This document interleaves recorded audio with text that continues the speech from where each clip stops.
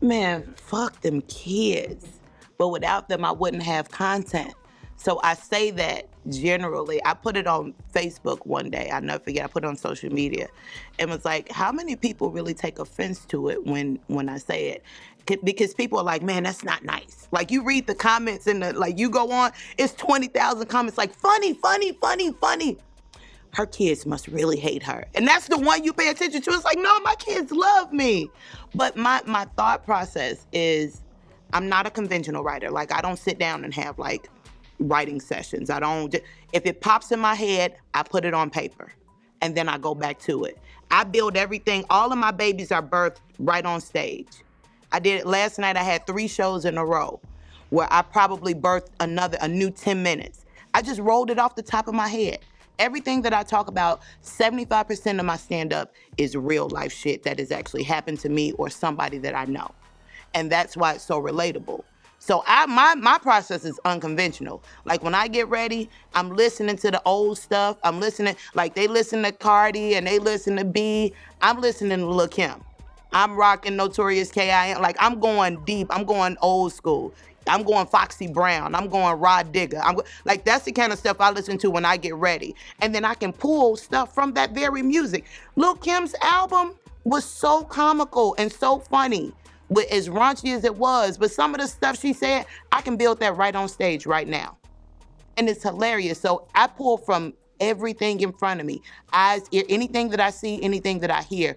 That's how I write. That's how I prepare for a show. And I always got to get help getting in my girdle. Because listen, let me tell you something. When you got to prepare to put these outfits on, because I don't believe in the size in the back of the tag, okay? If I can get it on, nigga, it's my size, okay? That's what the M stand for. M stand for my size, okay? That's what, so if I can get it on, it may take 2 people to get me in it. And I may not ever be able to wear it again because I got to cut myself out of it. But if I get it on and get it on stage, like it's my size. I may be sweating when I get it on. But if I strut out in it, it's going down. Understand that. And I like to wear stuff that's challenging. I push the envelope. I love it. I love it. Because somebody told me very early on, well, because I lost 100 pounds. And people would tell me, well, if you dress a certain way, they're not going to pay attention to you. They're not going to listen to you. So once I dropped 100 pounds, it was like I got about 20 years worth of full body selfies to make up for. So I'm wearing all of the spandex, all the Lycra, because that's what I wanted to wear. And they're like, well, if you go on stage like that, they're not going to pay attention to you. They're not going to laugh. And that was a challenge for me. I'm like, nah, if you're really funny, you can go out there and nothing. And in Vegas, we wore it all. Tutus, pajamas, swimsuits. I have worn, if you go through my pictures, I done wore next to nothing. But because it's about the proof that the funny is funny. Funny is funny. Wait till this year. Oh, wait till this year. Some stuff ain't gonna make it to TV. I already know it. And I'm okay with that. I'm good with it. I should take this off right now. Okay, I'm not gonna, that would be pushing it.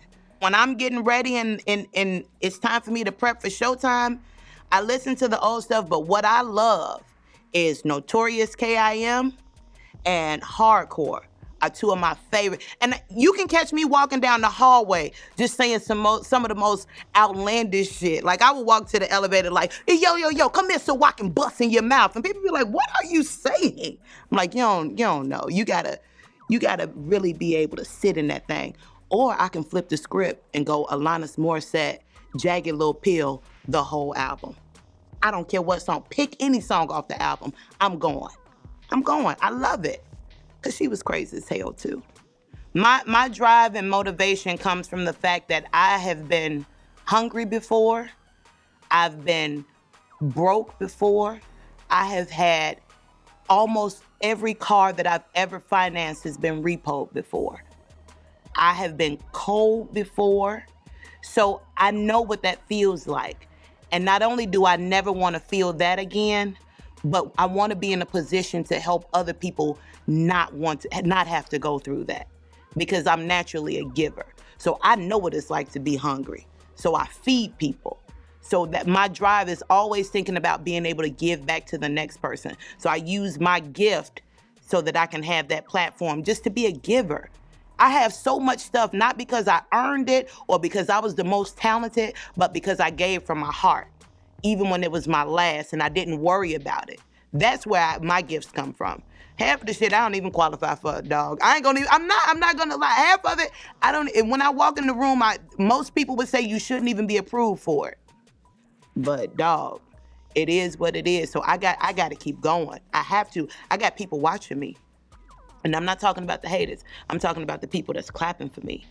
I got people that's cheering for me, that's saying, look, you got to keep going because my baby is watching you. And now they want to be a comedian. They want to be a movie star. I have my own kids who I have to charge and say, you can't not do it because of me. If I did it, you have to do it. I never want them to be able to say, well, you didn't go to school or you didn't fulfill your dreams or you didn't push harder. So I can't do that. I can't. I'm not one of those do as I say, but not as I do type people. I got to be able to have receipts when I ask somebody to do something. And I'm never going to ask anybody to do something that I either haven't done or wouldn't do without thinking twice. So that's what it is. Except cook. Don't come in my kitchen cooking. Stay out my kitchen. Don't do it. I don't want you in my kitchen.